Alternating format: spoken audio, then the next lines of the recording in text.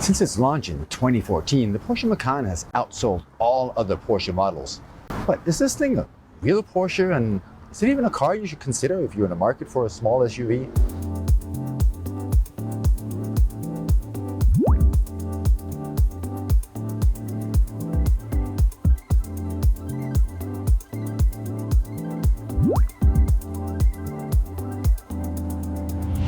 We have to start in the back because the rear end is just automotive perfection. The taillights are achingly beautiful. They perfectly convey Porsche 911 heritage, and they immediately identify the car as a Porsche, which is something that could not be said for the taillights on the first two generations of the Cayenne. The way the rear end is rounded off also pays homage to the revolutionary Porsche 928 design, and it's just gorgeous. The front is pretty good too. The headlights are unmistakably Porsche, and I love the new little 4-point daytime running lights design, which is something you won't find on any other brand out there. The side view is not too bad either. There is aggressiveness everywhere you look, and the car looks like it literally has muscles popping out all over the place. The car is so beautiful that it still takes my breath away every time I see it. And if you will gently nudge the like button right now, I promise I won't cover up this beautiful view for the rest of the video.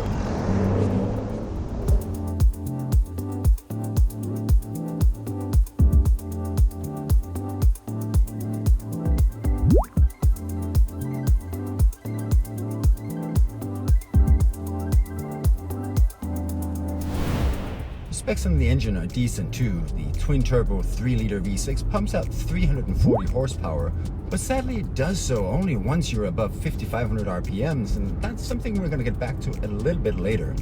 In this setup, the Macan will go from 0 to 60 in 5.2 seconds, or 5 seconds flat if you get a car with the Sports Chrono package and launch control.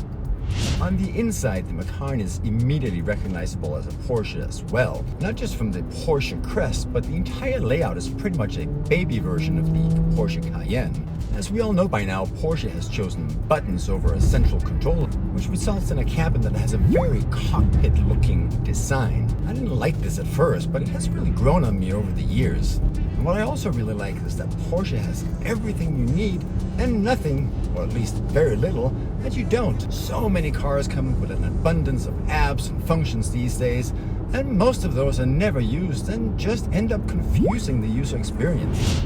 The 2017 Macans all got an upgrade with the latest Porsche PCM system, and this little screen is one of my favorite screens of all times. You can touch, pinch, swipe, zoom, the system reacts instantly, and everything is just great about it.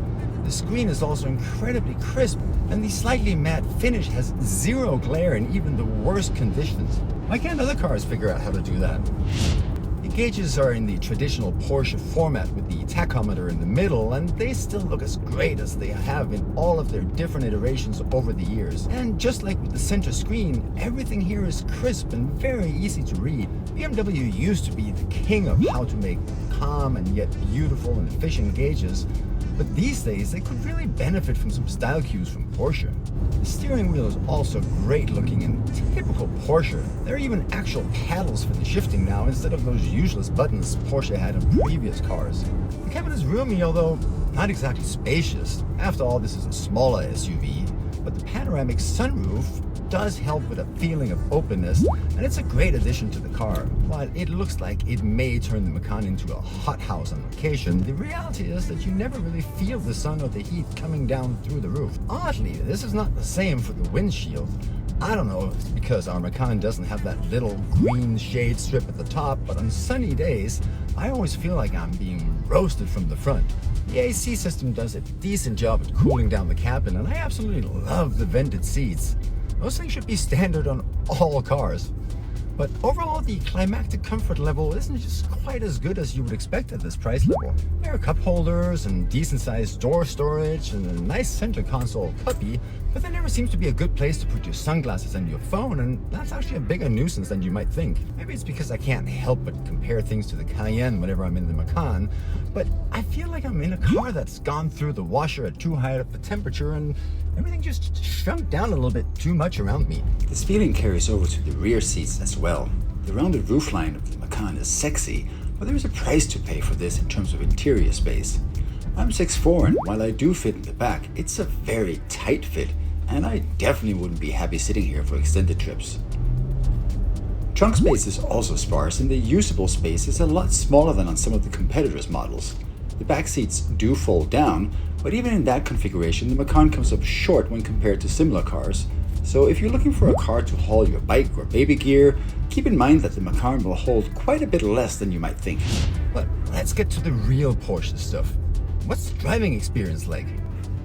Well, it's not very Porsche-like. The Macan is a well-mannered machine. It takes you where you want to go without any drama and generally in a pleasant and comfortable way.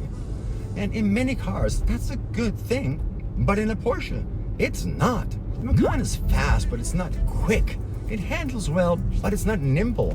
And with peak horsepower happening over 5,500 RPMs, the reality is that most people rarely ever will experience the full force of the engine, and the end result is a car that feels docile and borderline boring. The gearbox is the otherwise brilliant PDK transmission, but the implementation here is bland and kind of numb. It still shifts lightning fast when you want it to, but it does so with absolutely no bravado, and it feels very detuned compared to the versions that you find in the 911s and the Caymans. Gone are the awesome rev-matching downshifts and the almost telepathic reactions to the road and speed changes. This also renders the paddles largely useless, something that's further emphasized by a very non-engaging tactile feel of the paddles. It's like Porsche deliberately sucked out all of the fun of the engine, the transmission, and the suspension. And after that, there just isn't that much left. But at least you still have an awesome Porsche exhaust note to remind you that you're driving an actual Porsche, right? Well, maybe. I don't actually know, because you never get to hear it inside of the cabin. And while this again would be a huge plus in many other cars, in a Porsche that's just detrimental to the whole experience. Let's take a listen together so we can find out what the exhaust actually sounds like.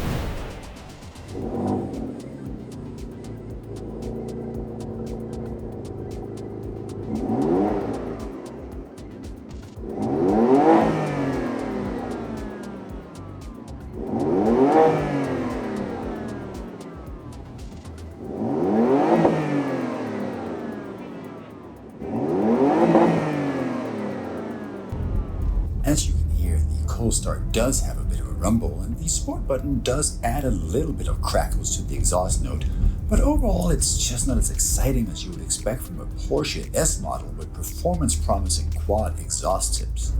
There are also a few significant pitfalls to look out for when buying a used Macan. First up, the transfer case has been known to go bad frequently. This is an old Cayenne carryover problem from before the Macans even existed. To fix it is $5,000, and it happens a lot more often than you would think. On the bright side, Porsche recently extended the warranties on transfer cases up to 7 years on the Macans, but the big question really is, why did they continue to use a known bad part when they originally created the Macan line? That doesn't seem very Porsche-like to me.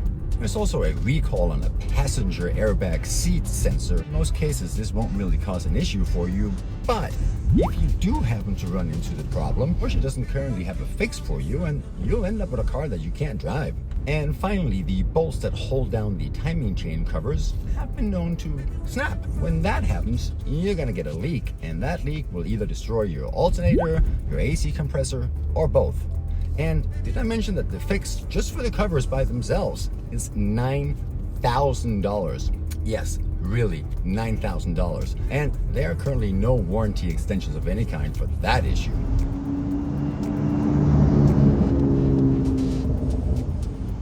So in the end, should you consider a Macan S? If you're looking for an affordable way to join the Porsche club and you enjoy a car with stunningly good looks, the Macan is a strong contender. I can be almost persuaded by the looks alone, but like a siren, the Macan deceptively lures you into possible despair, and if you're looking for the full Porsche experience, the Macan just can't live up to its proud badge. Personally, I would look into one of these instead. They actually deliver much more of the Porsche experience and at a lower price point. But what do you think? Let me know in the comments down below. I'm very curious to hear your experiences and thoughts. As always, thank you for watching, have a great day, and remember, kindness makes the world better.